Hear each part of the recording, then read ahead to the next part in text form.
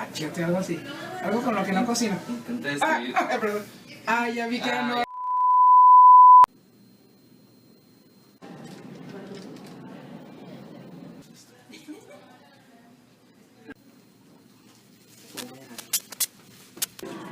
Huele como ¿Qué es su carnal? Es humor. ¿Charpi? Canela, chocolate. a panditas. ¿Tendrá algún recuerdo? Sí, en la secundaria comía muchas panditas. ¿Sí? A lo que le ponen arriba a los buñuelos de Navidad. Huele a podrido. A través del siguiente video explicaremos el sentido olfativo para la evaluación de la unidad 1 de neurología en la materia de anatomía funcional. Los integrantes de nuestro equipo son Liz Barrera, Stephanie Barrera, Marla Castro, Carla Retamosa, Valeria Romero y su servidor Iván Vega. Espero que este video sea de su agrado. Básicamente, la manera en que olfateamos u olemos se traduce a interpretar mediante nuestras neuronas diferentes señales, tanto electromagnéticas, químicas o mecánicas, para que de ahí lleguen a nuestro sistema nervioso central. A este proceso se le conoce como transducción y existe para cada uno de los sentidos. El sentido del olfato es un sentido químico, ya que responde a los quimiorreceptores localizados en las papilas de la lengua y el conducto nasal. Es uno de los sentidos más fundamentales. Es tan innato que al nacer nos guiamos principalmente por el olfato. Los aromas producen recuerdos, desencadenan emociones y nos alertan del peligro.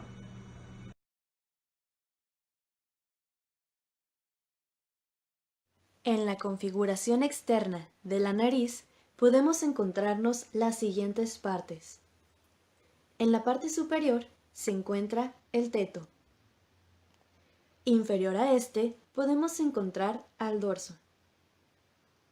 Paralelos al dorso encontramos a los laterales, uno ubicado a la izquierda y otro a la derecha del dorso. En la parte inferior se ubican las asas. De igual manera, una está ubicada a la izquierda y otra a la derecha. Mediales a estas se ubica la punta y la columela. El lóbulo antes mencionado está formado por la punta, las asas y la columela.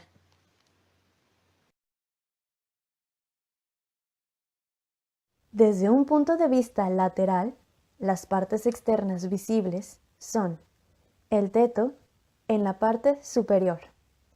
Inferior a este se ubica el dorso y la lateral.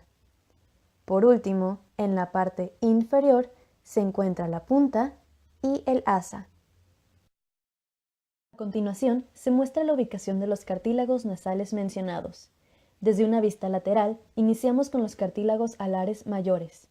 Superior a estos se encuentra la apófisis lateral del tabique nasal.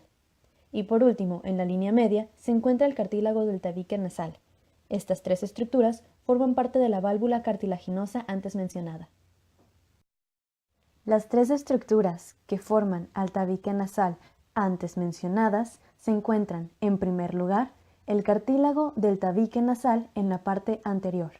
Superior a este se encuentra la lámina perpendicular del etmoides.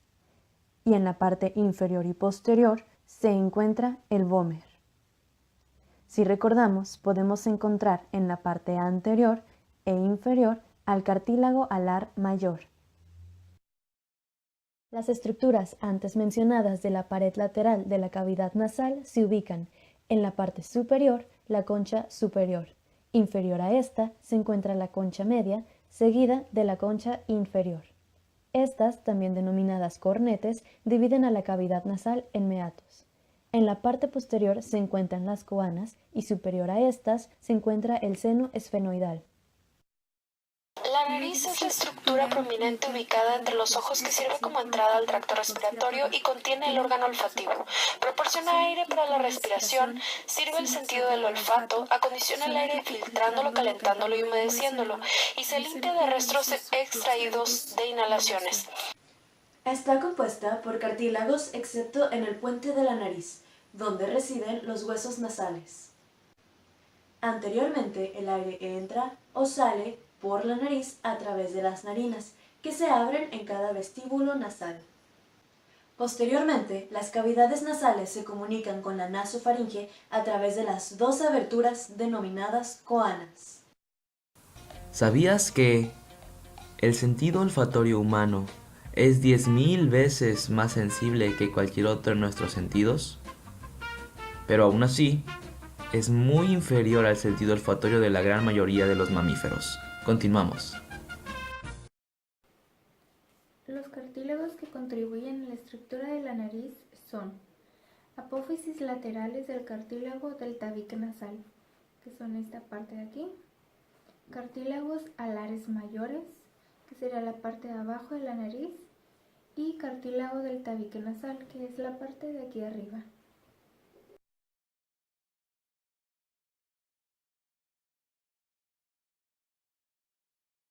Nuestra cavidad nasal se separa de la cavidad craneal gracias al hueso frontal, etmoides y esfenoides, y se separa de la cavidad vocal o bucal gracias al paladar duro. Un tabique nasal, por lo general ligeramente desviado hacia un lado u otro, separa las cavidades nasales derecha e izquierda. El tercio anterior del tabique nasal es cartilaginoso y los 2/3 posteriores óseos. El tabique nasal está conformado por el cartílago del tabique nasal, la lámina perpendicular del etmoides y el vómer. La pared lateral de la cavidad nasal se caracteriza por 3 cornetes nasales en forma de salientes o conchas que sobresalen en la cavidad. El espacio debajo de cada cornete nasal se denomina meato nasal.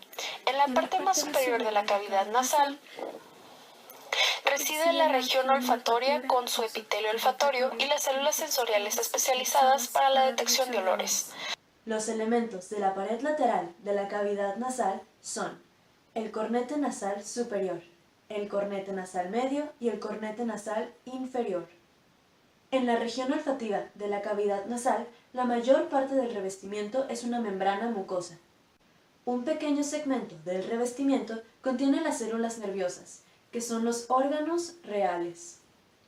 Las fibras, llamadas dendritas, que se proyectan desde las células nerviosas hasta la cavidad nasal, están cubiertas solo por una fina capa de humedad, la cual sirve para disolver partículas que el aire ha transportado hasta la nariz por sustancias que emiten olores. El proceso inicia al oler o absorber las moléculas de un aroma. Para poder absorberlo, este tiene que ser volátil. La mayoría de las moléculas son atraídas y atrapadas en su camino hacia la cavidad nasal, en donde son atrapadas por los vellos de la nariz. Sin embargo, algunas son capaces de llegar hasta la parte trasera del epitelio olfatorio.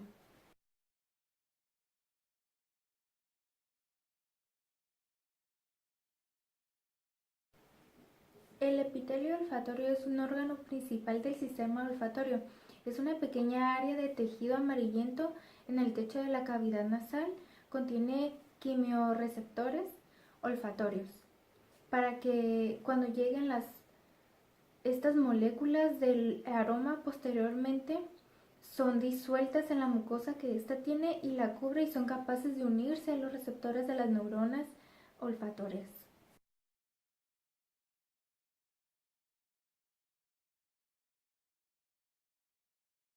Los receptores son neuronas bipolares cuyas terminaciones se proyectan en la cavidad nasal y sus terminaciones llegan a un penacho de microvellosidades de película mucosa. Estas células están especializadas en la recepción y el análisis de compuestos químicos. Esta función ocurre dentro de lo que llamamos el polo ventricular de una neurona. ¿Sabías que las células receptoras olfatorias sobreviven durante aproximadamente un mes y luego son reemplazadas? Estas representan una de las pocas células nerviosas que pueden ser reemplazadas durante toda la vida. Continuamos. Los cilios de las células receptoras de la cavidad nasal son el lugar donde se produce la transducción olfatoria. Los receptores olfatorios están acoplados a proteínas G de la membrana. La transducción incluye normalmente a la enzima adenilato ciclasa, que cuando es activado por la proteína G, produce un incremento en la concentración intracelular de adenosín monofosfato. Dicho incremento abre canales catiónicos selectivos despolarizando la célula receptora. Asumiendo que alcanzan el umbral necesario, las neuronas olfatorias disparan un potencial de acción a lo largo de la prolongación central de la neurona a través de la mina cribosa del hueso etmoide hasta llegar al bulbo olfatorio. Estas estructuras forman parte del sistema nervioso central, por lo que las señales del sistema olfativo no necesitan pasar por el tálamo, la estación de relevo del resto de los estímulos sensoriales para llegar a la corteza primaria.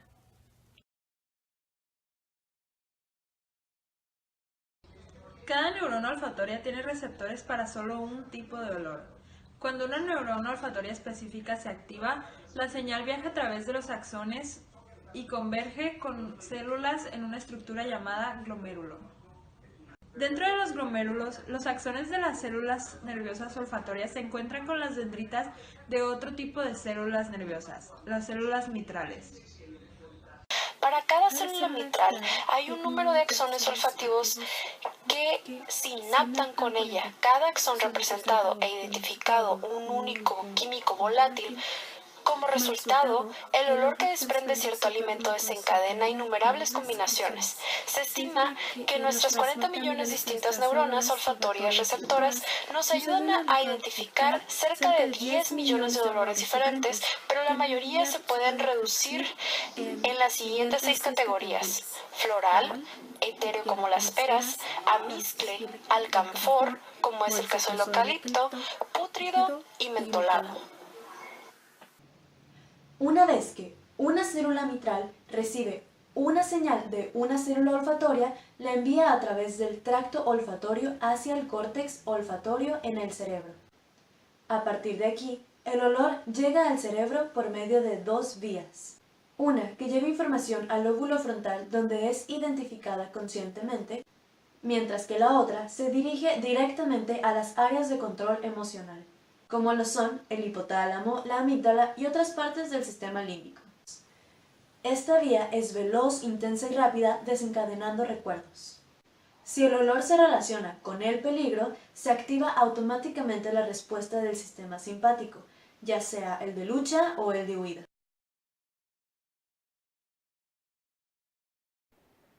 El sistema olfatorio está muy relacionado y muy conectado con el sistema del gusto, ya que el aire y las partículas suben por las fosas nasales al mismo tiempo que los receptores del gusto son estimulados.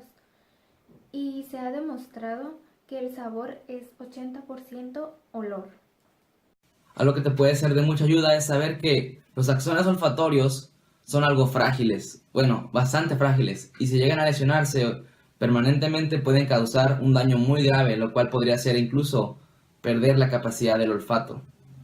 A esto se le conoce como anosmia. Estructuralmente, este par craneano no es un verdadero nervio, sino un haz de fibras del encéfalo, y sus conexiones periféricas e intermedias consisten de nervios primarios, secundarios y terciarios. Cuerpo celular primario. Epitelio olfatorio. Trayecto: a través del techo de la cavidad nasal. Orificio de salida: lámina cribosa. Terminación periférica: epitelio olfatorio. Componentes: sensitivo.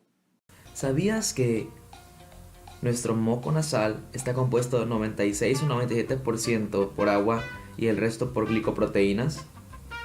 Además, nuestro cuerpo produce casi 1 litro al día. Continuamos. Neuronas primarias.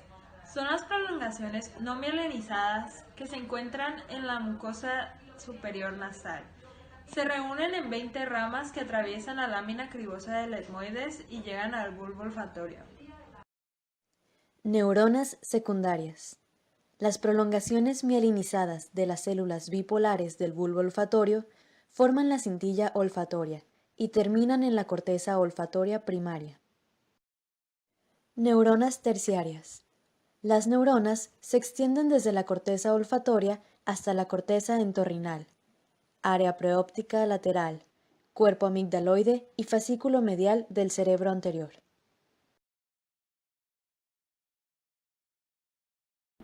Como resumen de todo este proceso, se puede dividir en 5 pasos. El primero es las moléculas de los olores que están en formas de vapor, llegan hasta las fosas nasales y se disuelven en las mucosidades. El paso número 2. Debajo de estas mucosidades se encuentran las células receptoras, que son llamadas las neuronas receptoras. El 3. Las neuronas receptoras del olfato transmiten la información hacia los bulbos olfatorios que se encuentran en la parte de atrás de las fosas nasales y de la nariz.